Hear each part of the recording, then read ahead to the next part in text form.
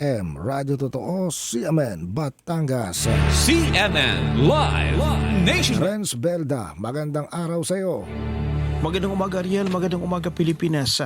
Magatuwang ang pamahalang lungsod ng Batangas at ang Department of Education Batangas City Schools Division o SDO sa pagsusulong ng mas ligtas at tumutugong komunidad para sa hinaharap. Kaugnay ito sinimula ng 7 araw na 2026 lesson na planning workshop for the enhanced K-12 curriculum across learning areas with integration of DRRM concept and principles na tatagal hanggang May 13.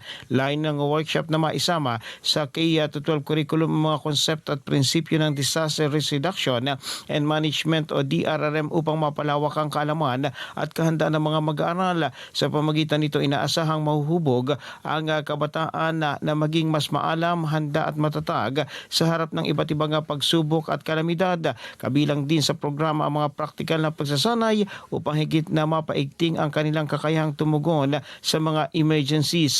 Isinusulong ang inisyatibong ito alinsunod sa hangarin ni Mayor Marvin Mariña na mahubog ang mga mag-aral bilang responsableng mamamayan at matiyak ang katatagan ng lungsod ng Batangas laban sa mga sakuna.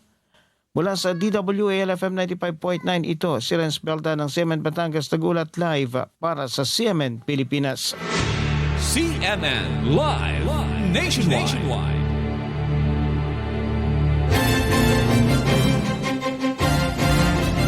Maraming salamat, Renz Belda, mula po sa impilan ng DWAL-FM, Radyo Totoo, CMN, Batangas.